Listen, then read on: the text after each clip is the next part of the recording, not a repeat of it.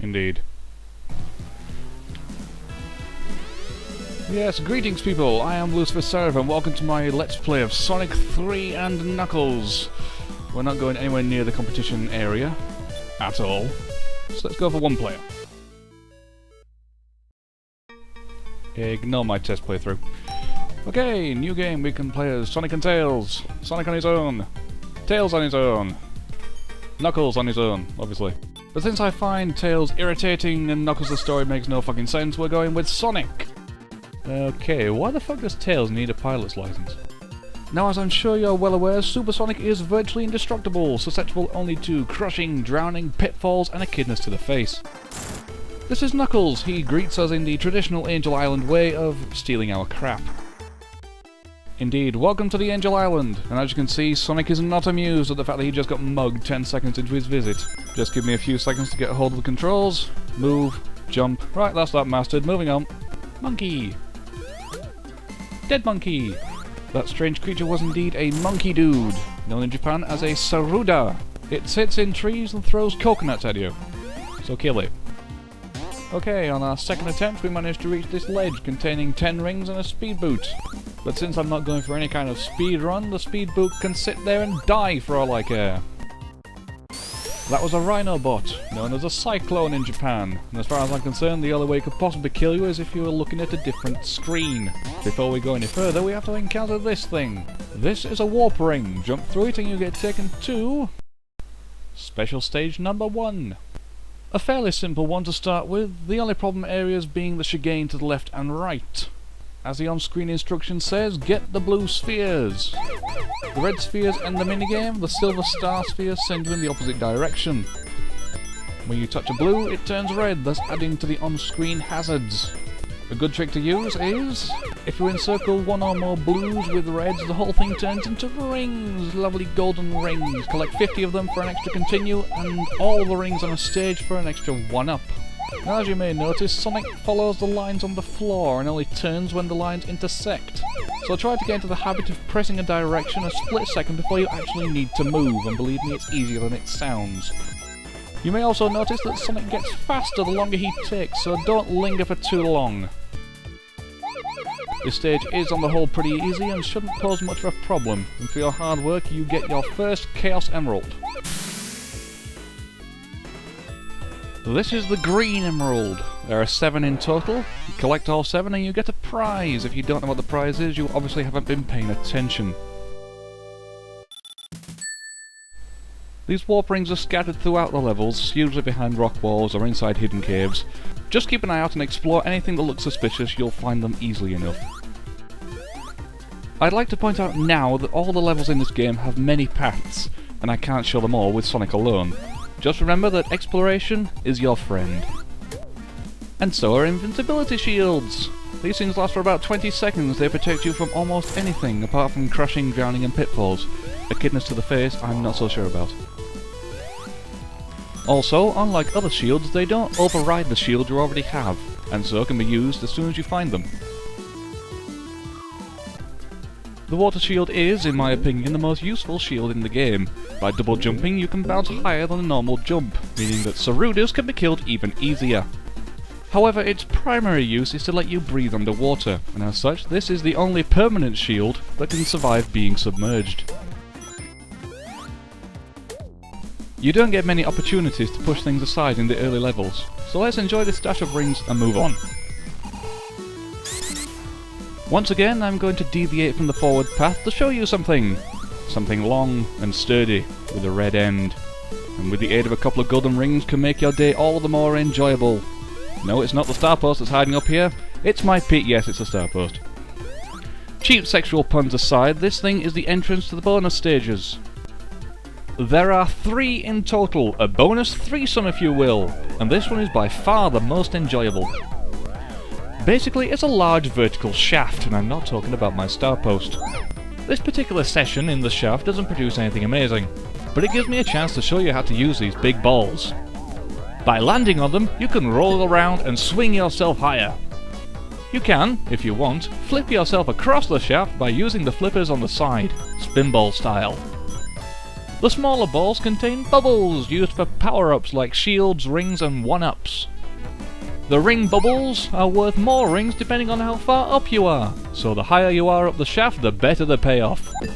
The band of orbs steadily rising from the bottom can be used to exit the shaft, but it's always worth trying to reach the top for best results. And I'm going to shut up now because I've run out of innuendos.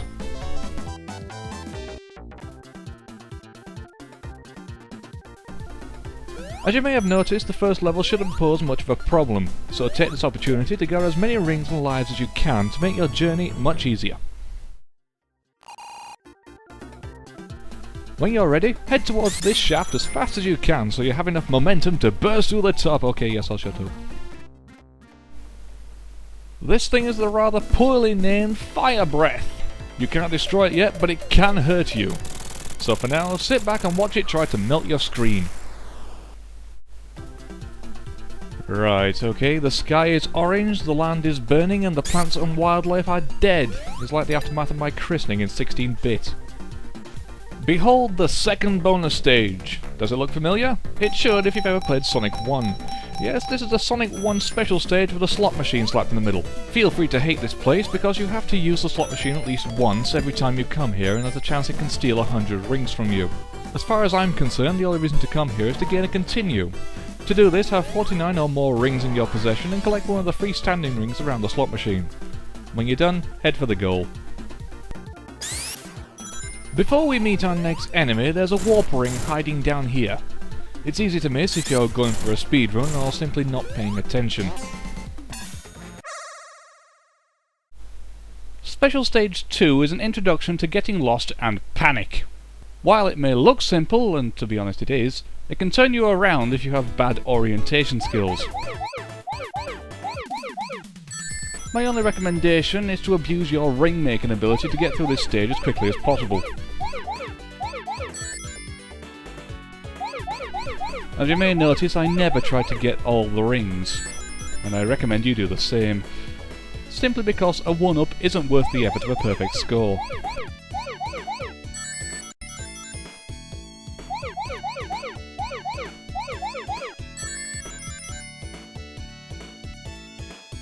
Don't be fooled by this bit. You can create rings even if there's an obstacle in the centre.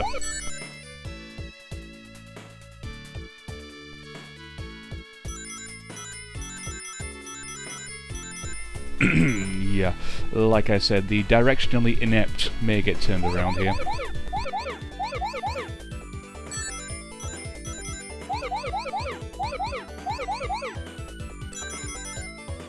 There isn't much else to say about this one. Just persevere and collect your well-deserved orange emerald.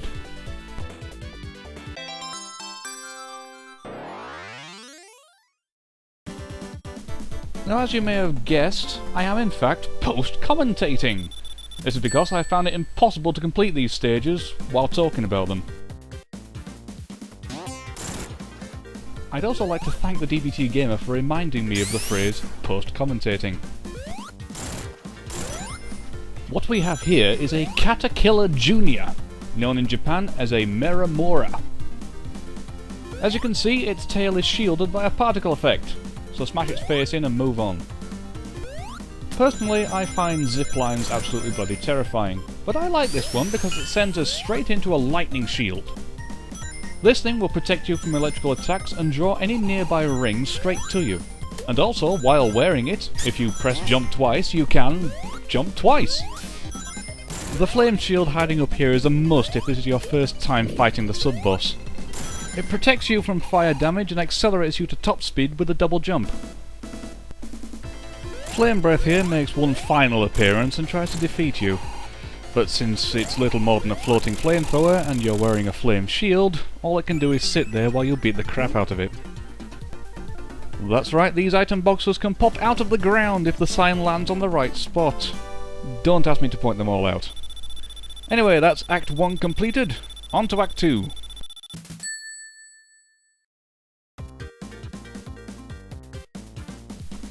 I'd recommend trying to get this water shield, since it's the only one you can take into Act 2.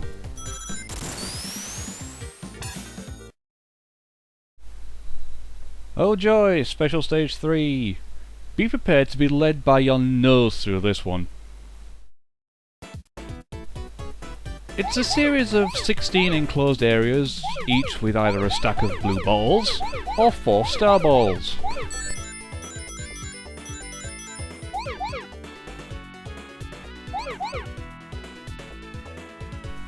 There is no thought to navigating this one, just follow the path given to you and avoid the stars.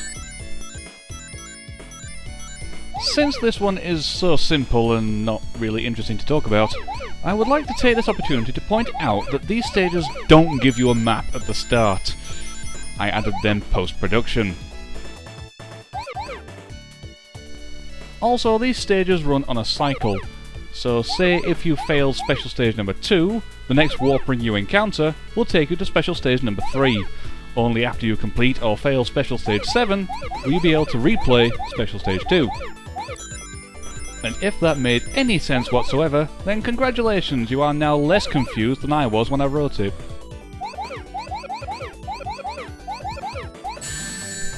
Once this is over, you are presented with the Magenta Emerald for all your hard work.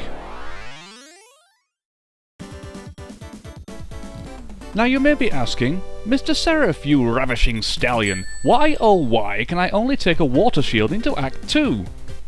Simple. It's because some devious bastard put a large puddle here. It destroys all other shields. What? I only said you may be asking it. After defeating that rather unfortunately placed cyclone, we encounter a 1-up and some spiky logs. These things spin around whenever you break the water surface or stand on them. I did that to prove that spikes hurt you. Yeah, that's it. What would you do if I wasn't here to teach you these things? Moving on. Try to keep an eye out for these little hidden areas. Most stone walls you encounter in this level can be broken. As a matter of fact, so can the skull of a cyclone robot. There are 2 switches in this wall, one at the top and one at the bottom. Both of them do exactly the same thing. They lower the water level and open the path forward. The more observant among you may have noticed that there is a robot lurking around that I haven't talked about yet. That's because I don't count it as a robot. This is a Bluminator, known as a Tulipon in Japan. I don't class it as a robot because it just sits there and spits spiky balls at you, making it more of a turret than a robot.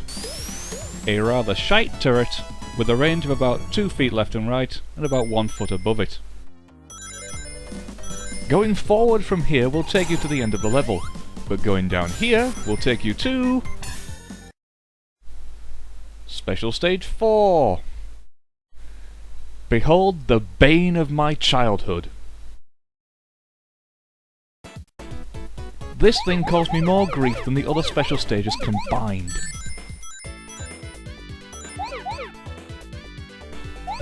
This is the first special stage you encounter where jumping is necessary.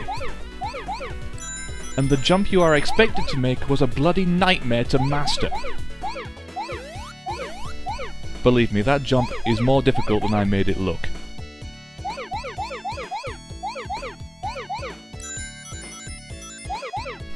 Aside from that little turd of a jump, the rest of the stage is pretty straightforward. Even the big mass of blue balls in the middle can be taken out quite easily if you don't mind losing all those rings. And if you stay on track and don't wander off like I just did, then it's even easier. And for your reward you receive the elusive Blue Emerald. Right, that's 4 down, 3 to go. But there aren't any more warp rings in this stage. So I'm going to wander over here and show you what happens to a lightning shield when it enters water. Somewhere down here there is a 1-up lurking.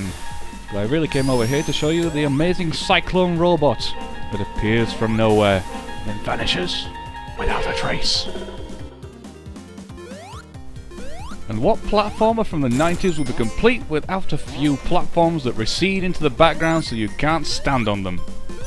I don't know. Maybe it's a metaphor for the collapse of society. Or perhaps it represents the fall of Sodom and Gomorrah. Or it could be a devious video game programmer trying to piss you off so he can feed from your misery. Now then, this final Saruda of the level is guiding a flame shield. I highly recommend you grab it, as it makes the level boss completely helpless.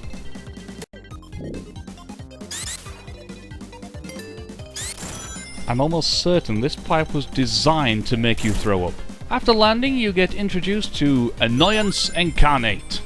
Right, now this is what we call irritating! But thankfully, you can stop it by pausing and unpausing the game. Yeah. That is until it starts dropping bombs on you.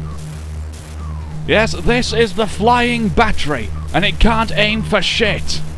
Thankfully, it buggers off and won't return for about 7 levels. Yep, it's official. Shouting gives me a headache. I say, wait up, would you? Ah, crap.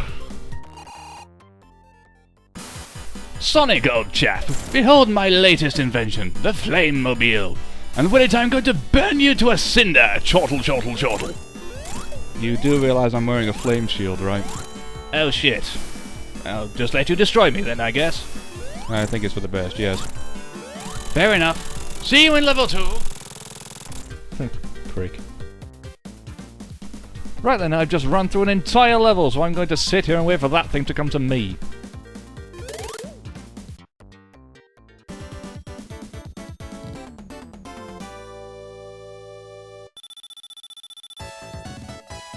If only I cared about points. You know there, Sonic. Let's see how long you can hold your breath. What? Oh, fuck!